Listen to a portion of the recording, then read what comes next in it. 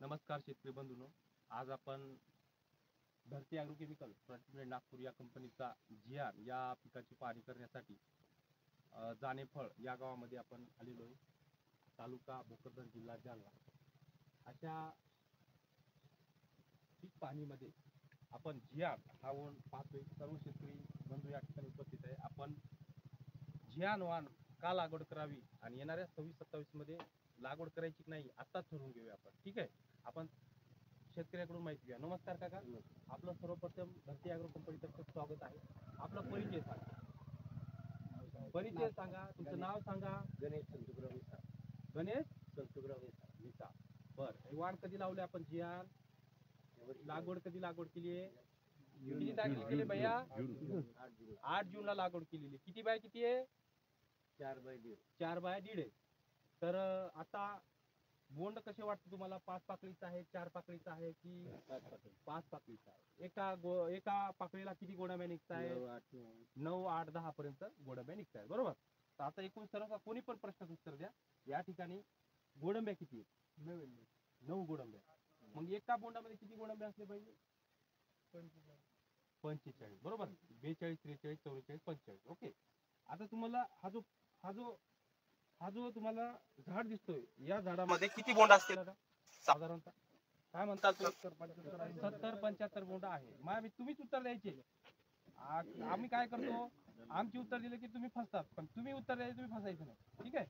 तर 70-75 या ठिकाणी बोंड आहे. त्याचं खोड कसं आहे? मजबूत खोड आहे, बरोबर. आणि याला रसच्या किड्याचा प्रादुर्भाव का कमी आहे? केसाळ भाग असलेला, बरोबर. आणि हा 5x1.5 लावलं तर तुम्हाला गॅरंटी देतो. किती? 5x1.5 लावलं तर गॅरंटी देतो तुम्हाला 20+ आवळी झाल्याशिवाय राहणार नाही. 20+. पण कसं आदर घ्यावं लागेल? 5x2, 6x2. आता ही 4x2 अंतर, बरोबर. तरी याला दाट होती, ही पसरणारी व्हायची. तुम्ही काय सांगाल? सर्व शेतकरी बंधूंना नमस्कार, रामराम. मी नामदेव मिसाळ, शुभम एजन्सी दाभाडे. हे जे वाण आहे, हे जे आमच्या गावातल्यासाठी नवीनच होतं, पण मी धरती ॲग्रोचे श्री राठोड साहेब यांच्यावर भरसा ठेवून मी बरेच आमच्या जवळच्या फार्मर आहेत त्यांना फर्स्ट खोली करून सनी मी या गावामध्ये 50 पॅकेट जवळपास जिआर कपाशी लागवड करण्यास भाग पडलेलं आहे. याच्याच अनुषंगाने बाकीच्या इतर फार्मरचं बी एकदम उत्कृष्ट आलेलं आहे, पण जास्तीत जास्त म्हणजे चांगल्या प्रकारे इथं आमच्या गावचे प्रगती शेतकरी गणेश बापू मिसाळ यांची जे कपाशी बाकीच्या पेक्षा अति उत्तम आलेले आहे. आणि त्यांचं प्रत्यक्षात आपण स्वतः इथं बघतोच आहे. एकदम आलेले सर्व फार्मर आज खुश असून आणि येणाऱ्या सीझनमध्ये जास्तीत जास्त पॅकेट 200+ पॅकेट आमच्या गावामध्ये लागवड होणार पॅकेट, यात कसल्या प्रत्येक शंका नाही. धन्यवाद. तुम्ही काय सांगा? नाही, आम्ही कपाशीची पाहणी केली. कपाशी व्यवस्थित वाटली आम्हाला. एकदम बोललं गेलं, रोगाच्या बळी पडणारी कपाशी नाही याच्यात. आवडले? ओके, आवडले. सांगा तुम्ही. सांगा, बोला. एक मिनिट, एक दोन व्यवस्थित आहे. नाव सांगा. सुखदेव ठोका मिसाळ. लागवडीच्या बाबतीत विषय काही नाही, माल चांगला आहे. जबरदस्त आहे ना? आवडली?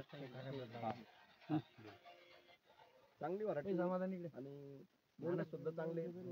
त्या मानानं बाकी व्हरायटी बरी वाटली, पण याच्यातच फसतो आपण व्हरायटीतच. त्यासाठी आपण व्हरायटी निवडताना पहिले चांगली निवडायला पाहिजे, बरोबर. कारण होणारी आपली फसवणूक पहिले फसवणूक आपली व्हरायटीतच होती. बरोबर. त्यासाठी आता ही पाहिलेली व्हरायटी आपण पाहिली नव्हती. मला सुद्धा घ्या म्हटलं होतं, पण मी घेतलं नव्हतं, कारण माझा पाहिल्याशिवाय विश्वास बसत नाही. बरोबर. आणि आता असं वाटतं बा घ्यायसारखी आहे. तुम्ही खुश आहे? हो, समाधानी आहे? हो, हो. बर. या ठिकाणी